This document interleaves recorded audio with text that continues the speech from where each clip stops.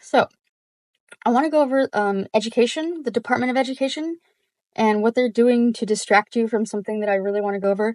But before we do that, I want to go over this video first, and I am going to be fast forwarding through some of it, but I'll leave the link below so you can go watch it. And it just leads us into the theme of this year, which is increasing disappointment. Okay, let's get into it. Content neutral and conducive to a positive learning environment. That's the policy. Right. And I was told that it's not content neutral, that it's a personal opinion. A West Ada school teacher is being told to remove 2 signs of inclusion from her middle school classroom because the school district says it violates policy. Sarah Inama has taught world civilization to 6th graders at Lewis and Clark Middle School for the past 4 years. And for the past 4 years, Sarah had these signs up in her classroom. One that said, "Everyone in this room is welcome, important, accepted, respected, encouraged, valued, and equal," written over the colors of the rainbow. And another that said, "Everyone is welcome here," showing hands of various skin tones, hearts in the palm, those kind of things. Pretty benign signs if you look at them. By the way, this lady, this teacher, she's exactly what you'd want in a teacher. She's like the teacher of your dreams, okay? She has perfect values and beliefs. And I'd say if you're a teacher, use her as an example because she's great. And before we go any further with this, the sign with the rainbow colors, not the same as an LGBTQ flag, although Sarah says she's very much an ally. She just doesn't advertise it in her classroom. So for 4 years, these signs have survived sans harassment. Nobody said a word about them. That is, until about a month ago. My building administration came to me during my lunch period and told me that they needed to be taken down by the end of the day. They told me that they were in violation of district policy because in today's political environment, they're considered a personal opinion. Did they say somebody complained about them? No. I asked if anyone had complained about them, and they said, no, we just want to protect you from that if that were to happen. In this political environment, that is not acceptable.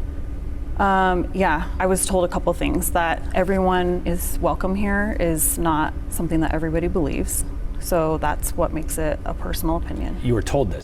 Never in a million years would I have thought that this would be real. This is real. This is real life. That not everybody believes everyone is welcome. Right. Okay. And who told you this? Who was the one saying that not everyone believes this?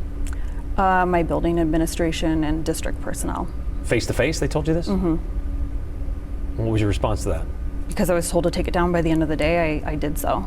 And the following few days, I just was so unsettled by it. And so I went back into my classroom and put it back up. And I emailed my principal and said, I don't agree. I don't agree that this is a personal opinion. I feel like this is the basis of public education. And what was the response to that? They came to talk to me and again asked me to take it down. And I said, I'm not interested in taking it down. That's when the district higher-ups got involved. In an email exchange with Chief Academic Officer Marcus Myers, he highlighted the section of district policy he says Sarah's signs violated, including the advancement of individual beliefs and district facilities should be content neutral. But more specifically, Myers pointed to Idaho Code, the Dignity and Non-Discrimination in Public Education Act, which says district employees and students shall respect the dignity of others and acknowledge the right of others to express differing opinions. That's like, am I crazy or is that a paradox? Like some kind of oxymoron or something? What the heck's going on here? And they're saying that putting up a poster that says everyone is welcome is a violation of that? Yeah, because everyone is welcome here, especially since the poster emphasizes in regards to skin color. Where's the harm in this poster? I don't understand. Well, I do understand because it all roots to what I'm about to talk about next. With the images of the hands. That is considered something that people have differing views on. And the differing view would be racist? I mean, I can't even wrap my head around what other differing view of it would be. I mean, except for something that's exclusionary. So everyone is welcome here really isn't a personal statement. It's non-discrimination. It's verbatim on our Explorer Way posters. That's true. Sarah says these posters, made by the middle school principals and put up in every classroom, lay out what it means to be a Lewis and Clark explorer, welcome others, and embrace diversity. Isn't everyone as welcome? What's the difference between this one and that poster, though? I mean, that's probably like, I think even a preschooler is able to answer that. It's the obvious. It's the different colored skin tones of the hands or whatever. This is just when I thought it had gone too far, like months and months ago. The same thing? It is welcoming others and it is embracing diversity. And these are the students that are in our community. I just feel like,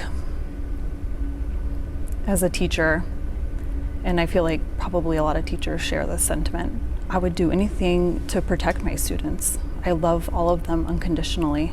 We protect them from danger. Quite literally would take a bullet for these students. And this is the one small thing that I feel like I can do to speak out against this and stand up for them, to protect them from being affected by racist sentiments affecting their classroom. I find it hard to grapple with the fact that the reason why this poster needs to come down is because there are people outside of our school that disagree with it.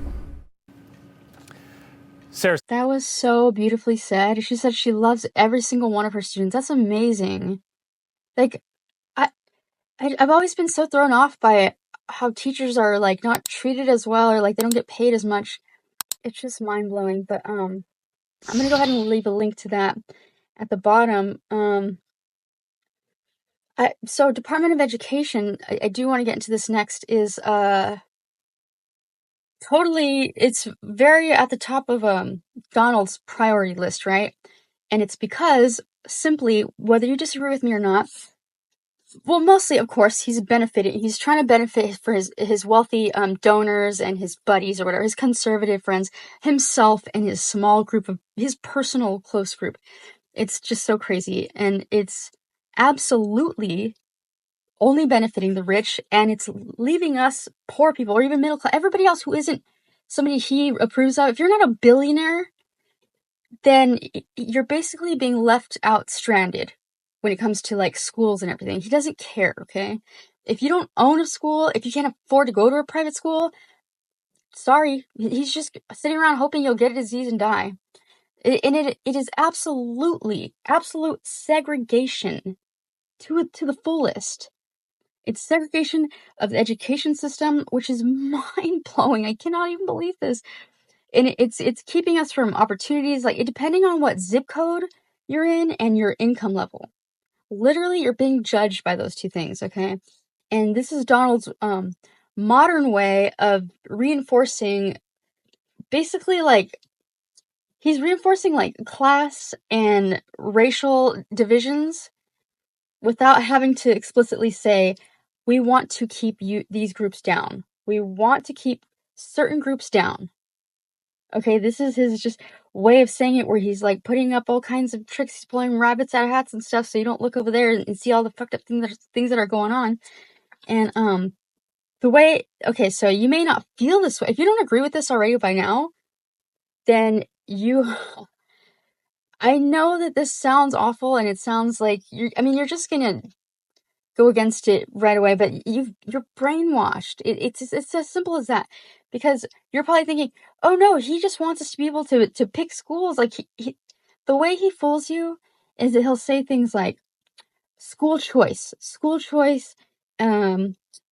like, or reducing interference. Okay, we're reducing interference, but the reality is that rich get richer, and they just hope to God the poor middle class, everybody who isn't a billionaire, not even millionaire, maybe millionaire if you're lucky, but if you're a billionaire, you're in the clear. But if you're not a billionaire, and if you're definitely not a millionaire, then basically they're just him and his group. When I say them, him and his whoever he chooses that are worthy of to be alive according to him, they're just basically sitting around hoping to God that we die sooner or later. If we ignore them, they'll just die. Like, maybe the diseases will catch up to them. Maybe these, they'll die of measles, or they're seriously hoping that the poor people will just die on their own, so they don't have to deal with us. And that's the reality of it. I genuinely mean that. And they're using, okay, so the distractions that they're using are drag queens, DEI, woke educators, and Just things like that. Just things that they don't even believe themselves. They're just like, oh, there's something. Let's just grab it and, hold on to that and use that, throw that at them. That's exactly what they're doing, okay? It's misdirecting us. And so I think that part of the root problem is that people don't know what the Department of Education actually does. Okay, I can get deeper into this in a different video, but I just wanted to give you a heads up about what's going on for now. So, or you know what? Another thing is, like, people don't even care. Like, if I were to ask some of you right now, what does the Department of Education do exactly? Most of you wouldn't know. Maybe one or two of you would know a couple things. But the thing that really gets me is that nearly all of you won't even care. You won't even think like, hey, what am I getting myself into? Maybe I should look into it. Because you're so like, nope, I'm sticking to this. I don't care if I'm right or wrong. It's going to be like, there's no way I'm going to be wrong because this person's, and that's not good. Okay. You're going to get, not only are you going to get yourself into some deep shit, but you're going to bring us all down with you, as we've been seeing. That's all that's been happening lately. So, like, do not let, you should decide where your kid goes fool you. Don't let that fool you. That's bullshit. That's just them saying, oh, just tell them this and they'll believe it. Fuck them. Literally, that's what they're doing with that. So question is like, why are you going against your own interests? Why are you so stuck and stubborn in voting against your own interests and doing things against your own interests? Because you're just going to end up in shit and you're going to be like uncomfortable, but you're not going to want to live up to it or whatever. And you're just going to literally blame everybody else. And that is exactly what you've been conditioned to do.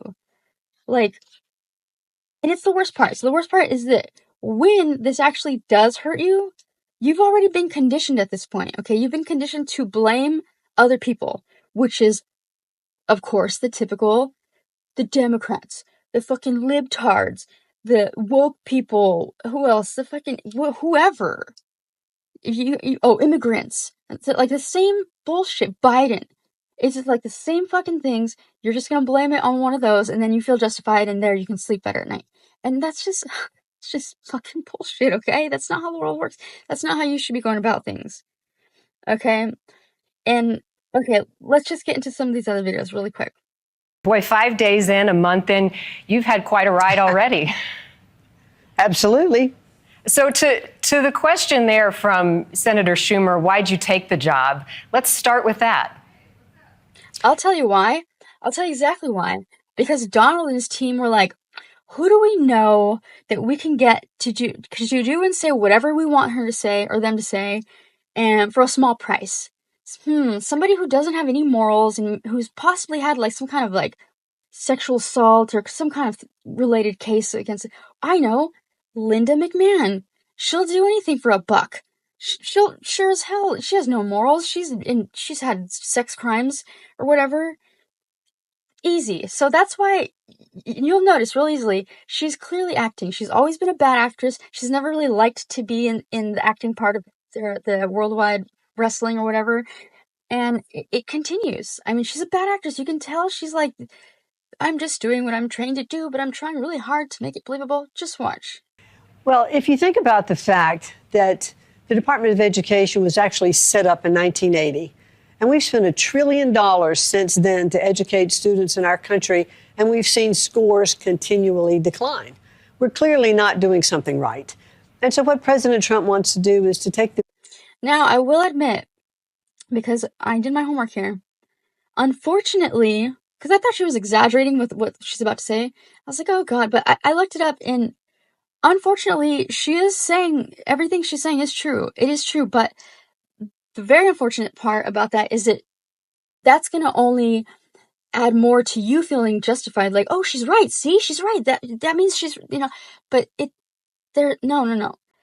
It sucks that this is true, because that's how they're going to use it to try to persuade you, like, see, it's not working, oh, gee, it's not working, we might as well, it's junk, we might as well screw it. That's not, okay, I'm just going to lick. Bureaucracy out of education. He believes, as do I, that the best education is closest to the student, that parents, that teachers, that school administrators in the local areas know what's best. There is no one-size-fits-all for education.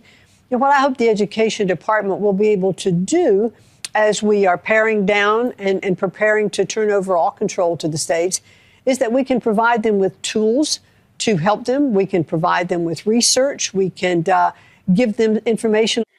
Meaning one of them will go to a 99-cent store and buy one calculator and throw it into literally throw it from a distance into some random city and say, there you go. On best practices that is working in many states already to get those scores up for reading and math. I mean, when you think about the fact that only 70% only 30%, I'll reverse it, only 30% of our students can read with proficiency. That's just absolutely unacceptable. Thinking about education as a whole, if our goal is the best education for our kids, shouldn't we be pouring? That is unacceptable. It is accurate, and it's mind-blowing. But that's not, okay. The reason why is simply because, first of all, the pandemic, okay? Like the remote, like staying at home thing, that kind of screwed people over. And the main thing about schools is they need to get like the SAT, their test scores, right? They need these students to pass these tests. So it distracts them from kind of their main things, and they have to focus on that. But the main culprit here is the fucking digital things. So not only like iPads and computers and phones, but like social media has really sucked the life out of people, and to the point where, yeah, I mean, I haven't seen it personally. I mean, obviously I'm like in my mid-30s, but people can't, they're graduating high school and stuff, and people can barely, that's nuts to me. That's so crazy. But the answer is not to get rid of it or defund it or eradicate it completely. The answer is to get better programs, is to do something different, add more. We need more money. Obviously, it's lacking, so it needs more, not delete it. Since when does, whatever, I'm just... Everything we have, money, manpower, resources, rather than looking at ways to scale back? Well, that was my point earlier. Money, manpower, that's just absolutely unacceptable. Thinking about education as a whole, if our goal is the best education for our kids, shouldn't we be pouring everything we have, money, manpower, resources, rather than looking at ways to scale back? Well, that was my point earlier in saying that we'd spend $1 trillion. The answer has always been just put more money into it. And as we put more money into it, we didn't see the results. Our test scores continued to go down. Let's pay our teachers for good performance. Let's make sure money is getting into the states. Congress. The reason why things haven't gotten any better is because schools have been underfunded. There's been teacher shortages and burnouts, the COVID remote learning, and the rise of digital distractions. I mean, that's it. Appropriates the money, but let's be sure that money gets there and it's not tied up in bureaucracy. That's what I think our schools and our states need. The idea that parents are the primary decision makers of their kids' education, that they'll make the best decisions, is a good one, and that education should be left to the states is the idea of the president. But what about the kids that fall through the cracks? Are you confident the states can catch them? Well, I think that is up to the states, and I think that's why we want to make sure that parents that's their are more... cop-out answer. The cop-out answer is always like, oh, leave it up to the states, which is the complete wrong idea. You know what that is? That's them saying, oh, well, it's not our responsibility, so that they have... The states are to blame. So that's simply just to cover their own asses. Just so it's like, oh, well, that's not my problem. That literally, I'm not joking, that's exactly what they mean by leave it up to the states. It's just to cover their asses. Because if something goes wrong, they can just say, well, that's not my problem, that's up to the state. And that's just whack, man. That's such a coward move. But anyways, I'm going to put the link to this video down below too, because this video is getting kind of long. But the reason why education, dismantling or whatever, the education system is high on the top of his priority list is simply because, and he will, trust me, this is one of the first things he'll tackle. Obviously, because there's no simple way to put it, but this is the number one thing that's been keeping him in power so effortlessly is the poorly educated. Okay? The dumber you are, the easier you are to deal with. And he needs us as dumb as can be. That way he doesn't have to do shit. And honestly, I mean, you guys fall for every word, every move he does, everything. Like, he does no wrong in your eyes. It's kind of like, it makes me want to kind of be a con man. I'm like, man, I can't believe how easy you guys make it. It's like almost tempting. to join in on that. Of course I won't, but that's how bad you guys are. And I'm saying those who this is news to, or like they don't believe this, or whatever your beliefs may be. Okay? And so basically, to wrap this up, so so who's going to get affected the most is, unless you're making $250,000 a year or have like generational wealth, you will be screwed. Just, there's no beating around the bush. I mean, that's just it, okay? And so families who are making at least $250,000 a year or more a year and can afford private schools, because that's what this is for. This is simply to for private school owners and investors, okay? People who own private schools and people who are invested in private schools. It's a profit. They're doing this to profit. It's like, well, let's just do the people who can pay for school. And guess what? And all those people saying, huh, that's cool, at least I can pay for a private school. Trust me, if you're not in his special group, in his little club, like his personal club, you're going to get screwed. Because if you can afford private school, it's a for-profit thing, okay? And they're basically, it's the deregulation. They're going to deregulate it, meaning they're going to scam you. I mean, that's what they do. They're scammers. They're going to overprice, they're charging you way too much for some shitty quality degree.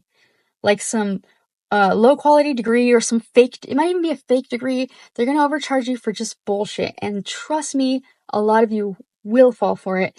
And I hope you don't. And I just hope that you hear me out on this and go look it up. I mean, if you don't believe me, go look all this stuff up and make sure you do all your research, okay?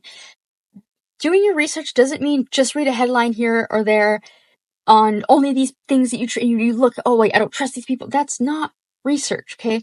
What people, stable-minded, like normal people back when they existed, what they would do is they would go through a lot of resources, whether you disagree with them or not. And then you're able to kind of gauge, like, okay, now I can kind of catch on to what's real and what's not, You're like saying, oh, okay, all this is over here, this is really exaggerated. And you're able to just gauge, be able to gauge how true something is. I hope you do your research correctly. I hope you're reading through, actually taking the time to read. It takes like 5 minutes. 5 minutes, kind of, maybe 3 minutes tops, okay, to actually get the gist of what you're reading. But I cannot stress enough how important it is to read the entire article, okay? Because there's been times where even I didn't finish reading the article and I had the whole story wrong. It's like, oh, dang, who knew that if I just would have finished that last paragraph, I would have gotten this whole thing right and not made a fool of myself. But anyways, I hope you enjoy this video. I hope you're getting something out of it. And this is very, very important because this is happening within a week or two. Okay, bye. Do not come. Do not come. Do not come. Do not come. Do not come. Do not come.